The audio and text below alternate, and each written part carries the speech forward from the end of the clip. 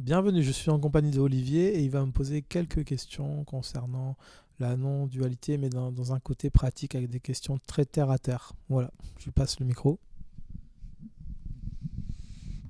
Alors, la première question, on va imaginer en fait compte, donc il y a un jeune qui vient à toi et il vient d'avoir son baccalauréat et il te demande en fait, je ne sais pas, je ne sais pas quoi faire comme étude ou comme métier. Qu'est-ce que tu pourrais dire à cette personne-là?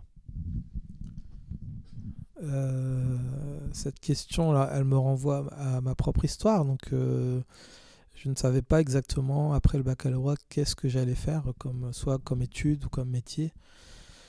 Et c'est le grand désarroi des jeunes, de certains jeunes, pas tout le monde, heureusement, mais certains jeunes à 18 ans qui cherchent un petit peu leur voie, qui se cherchent.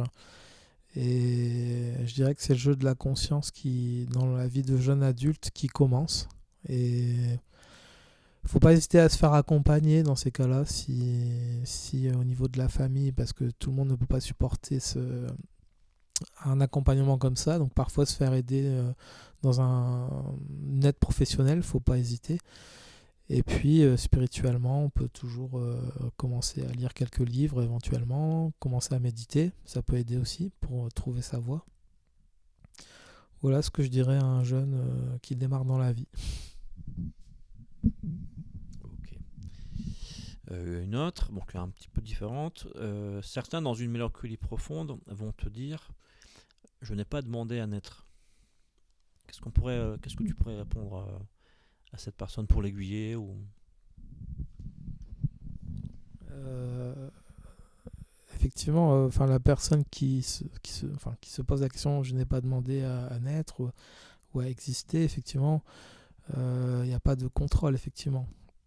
Il y a une justesse dans cette phrase où il n'y a pas de contrôle. On ne peut pas contrôler, j'allais dire une âme dans un corps, par exemple. On ne peut pas contrôler cela. Donc il faut accepter euh, le cheminement intérieur. Certainement qu'une personne... La mélancolie est une maladie assez grave. Même le terme employé n'est peut-être pas le bon, mais la mélancolie, c'est vraiment la dépression dans ses aspects les plus limites, graves. Hein. Donc pareil, ne pas hésiter à se faire aider si on subit entre guillemets une dépression sévère, hein, comme la mélancolie. Et c'est, disons aussi, dans des cas limites comme ça, une possibilité de se remettre en question, de commencer éventuellement à méditer aussi. Je réponds un peu comme la première question. Essayer d'accepter, d'accueillir les émotions les plus profondes, les sentiments de détresse, tout ça, tout accueillir. Voilà, c'est ce que je donnerais comme piste à une personne. Et puis de garder cette volonté de s'en sortir. Très bien, merci. Troisième question. Pourquoi chez certaines personnes, en fin de compte, il y a une alternance entre des moments de joie et parfois il y a des moments de peine en fait. Comment se fait-il qu'il y a des personnes qui n'arrivent pas en fait compte à stabiliser? Pourquoi il y a toujours un moment donné, c'est un côté c'est blanc, un côté c'est noir? Qu'est-ce qui, comment tu pourrais expliquer ça? Alors là, c'est vraiment la vie dans la dualité. Quand on alterne les moments de joie, de peine, c'est la vie la plus courante en fait. Euh, Si on commence à accueillir toutes les émotions comme elles viennent, être dans une position d'ouverture, on va lisser un petit peu ces phénomènes de joie, de peine, arriver à quelque chose de plus stable, de plus serein. Et ça, c'est le basculement progressif entre la dualité et la non-dualité. Et ça se fait de manière progressive, en fait. Voilà. Donc, plus il y aura des joies très très puissantes, l'adrénaline, comme une caricature, les manèges, etc. Enfin, d'autres ou des sports extrêmes où on a une effervescence d'adrénaline. Plus il y aura des moments aussi où ça va un peu moins bien. On va alterner parce qu'on va... Voilà, il faut réussir à stabiliser tout ça. Mais ça, c'est la dualité, en fait. C'est le monde de la dualité. Et donc, quand on commence à accueillir tous ces phénomènes, toutes les émotions, on va commencer à lisser tout ça. Et ça se fait de manière progressive. Oui, mais la question, en fait, c'est pourquoi certaines personnes alternent d'un jour à l'autre. Pourquoi un jour je me levais, je vais être bien, et le lendemain je vais être, je vais pas être je vais être beaucoup moins bien en fait. Alors, ça peut être aussi une maladie, hein, comme la bipolarité. Excuse-moi de parler de ça, mais ça peut être une maladie aussi. C'est-à-dire alterner des moments d'excitation, même dans une simple journée, et des moments de mélancolie, dépression en plein après-midi. Donc ça, là, c'est de l'ordre de la maladie. Et donc, bon, ça, c'est les cas extrêmes. Après, on peut avoir aussi dans des humeurs, en fait, l'humeur et plus l'humeur sera observée et plus elle sera lissée. Ça se fait dans le temps, en fait. Si on joue avec son humeur, si on est pendant une semaine hyper heureux, tout va bien, on peut friser presque la déperdition d'énergie là-dedans. Il peut arriver la semaine ou une autre semaine où on va moins bien. Et c'est ça la maladie. C'est d'alterner ces moments d'excitation et de dépression en fait. D'où la maladie, ce qu'on pourrait appeler les troubles de l'humeur. Ok. Alors, justement, une question qui pourrait suivre aussi. Personne qui pourrait dire, par exemple, rien ne me comble de manière durable. Je suis dans une insatisfaction chronique. Pourquoi ?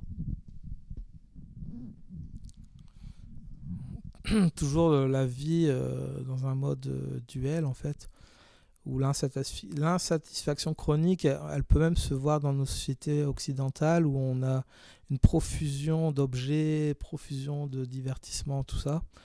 Et à un moment donné, si on rentre dans une dépression spirituelle, on pourrait avoir ce qu'on appelle, on n'arrive plus à saisir les objets. Plus on nous montre des objets, on finit par dire, bah ça me lasse en fait. Et ça peut être aussi une occasion de se remettre en question de manière spirituelle. Et le monde matérialiste va succéder au monde matérialiste, un monde d'émotions, un monde... on va réduire nos ambitions, par exemple, et on va arriver à quelque chose de plus serein, plus apaisant, tout simplement.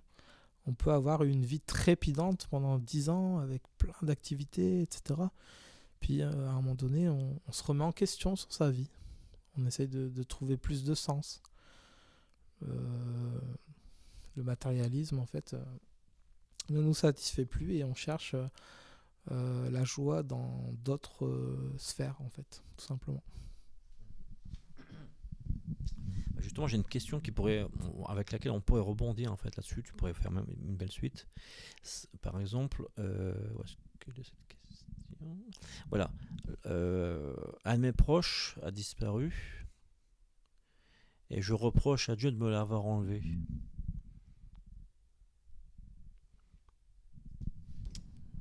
Oui, donc là, il y a une lutte très forte. Hein.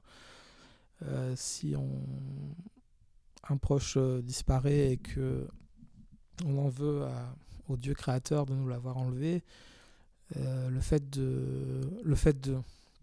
d'être en lutte comme ça avec soi-même, avec les autres, avec la création de manière globale, va naître un sentiment d'injustice et en fait une sorte on va s'apitoyer un petit peu, se restreindre sur soi-même.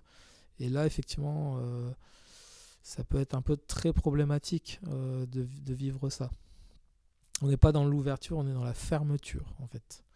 On n'est pas dans l'acceptation, on n'est pas dans l'accueil.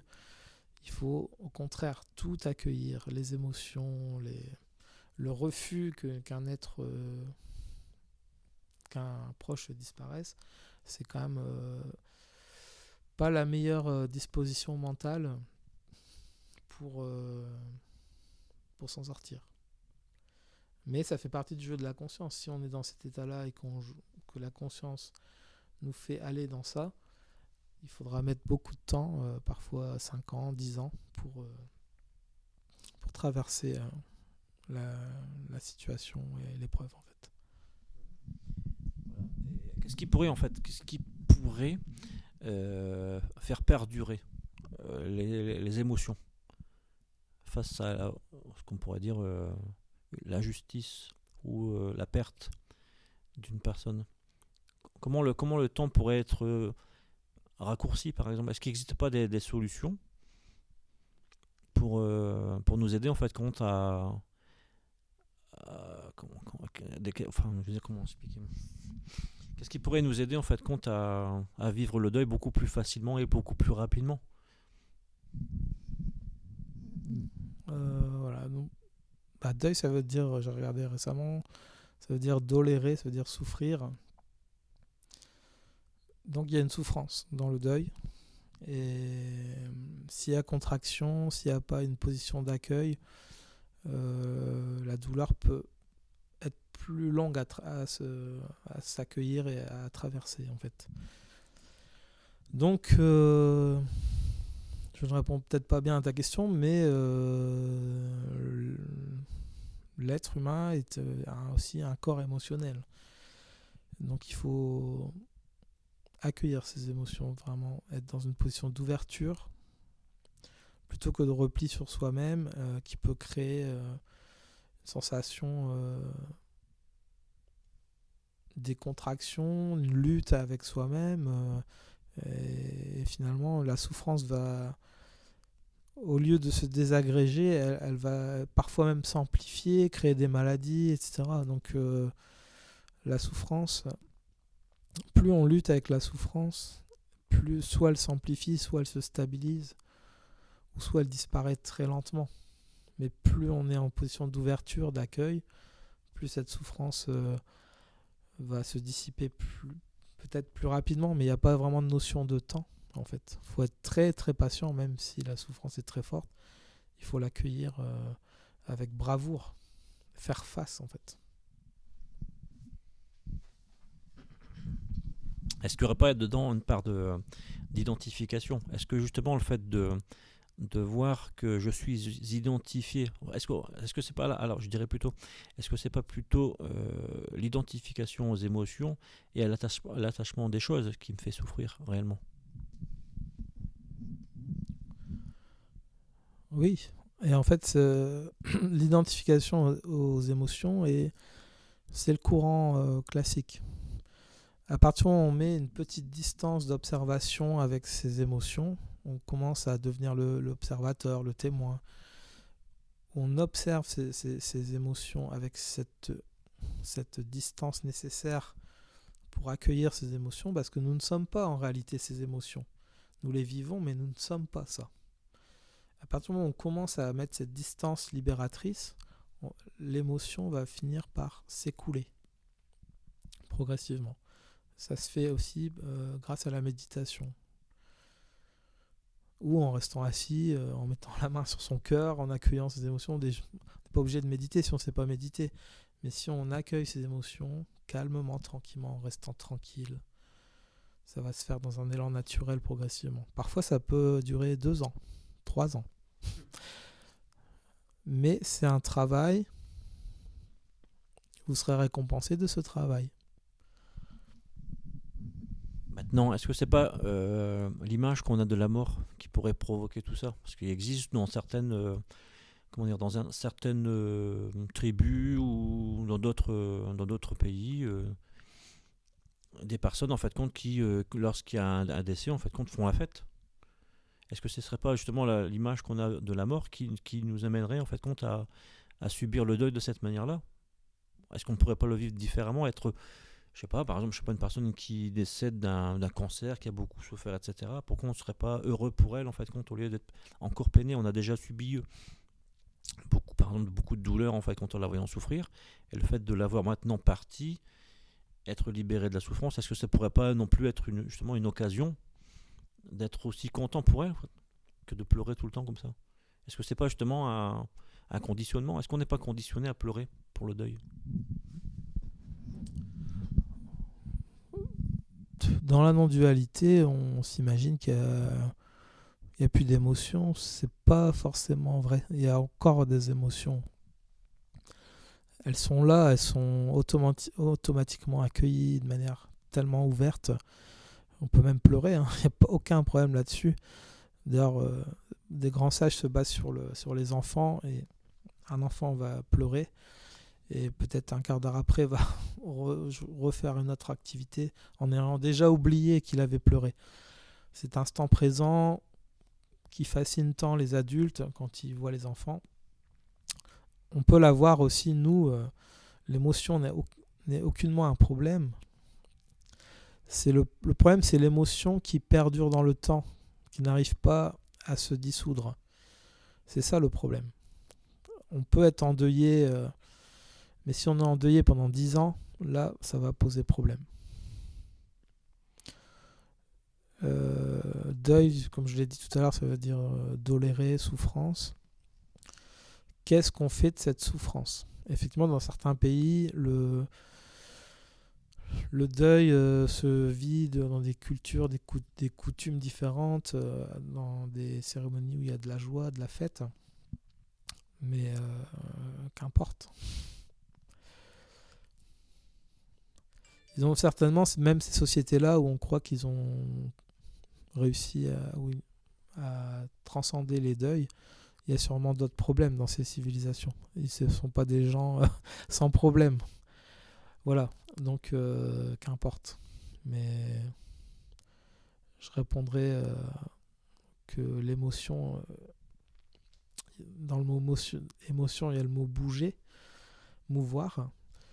Et vous n'êtes pas que cette émotion. Vous êtes aussi quelque chose de plus vaste, plus profond. Accueillez cette émotion avec la distance nécessaire, avec un peu de recul et pas dans une position de fermeture. Merci pour ta réponse. Voilà, imaginons qu'il y a une personne qui vient à toi et elle te dit voilà, j'ai pris l'habitude de tout contrôler dans ma vie et aujourd'hui ma vie c'est un désastre.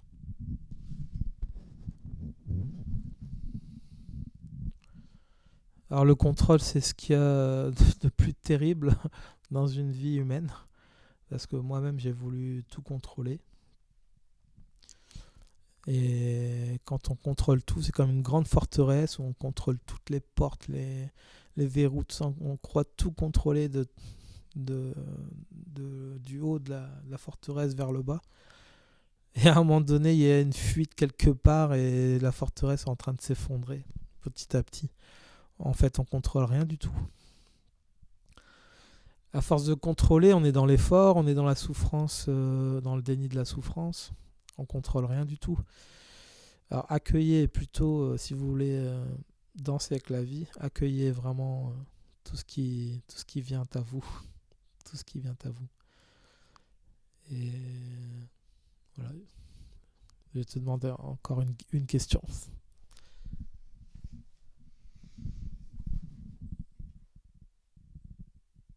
Alors, par exemple celle-là, le personnage dans lequel je me suis incarné est tourmenté, insatisfait. J'ai fait une psychothérapie, ça va un peu mieux, mais je ne suis toujours pas apaisé. Pourquoi ? Je sais pas. Quelle pourrait être la solution finale qui me permettrait de trouver enfin la tranquillité ? Pas de solution finale, surtout. Une personne qui aurait entamé une psychothérapie, ça va un peu mieux dans sa vie, mais il n'y a pas une satisfaction générale. En gros, c'est ça. Peut-être votre part spirituelle n'a pas été approfondie. Voilà, le conseil que je donnerais, lisez quelques livres de spiritualité qui vont vous ouvrir à d'autres champs. Parce que la psychothérapie, notamment qu'elle soit analytique ou comportementale, il y a une part égotique importante où on cocoone un petit peu le personnage. Il n'y a aucun problème là-dessus. Mais après, si vous voulez vous libérer, tout dépend de votre parcours de vie, là où vous en êtes. Et la méditation, encore une fois, je conseillerais la méditation pour accueillir toutes vos émotions, des fois des émotions refoulées qui vont rejaillir. Tout doit être accueilli. petit à petit. Et le résultat, c'est trouver une paix qui est très profonde. Et souvent, elle est communicative, cette paix. Voilà, je te remercie pour les questions et puis on refera ça. Merci à tous et à toutes.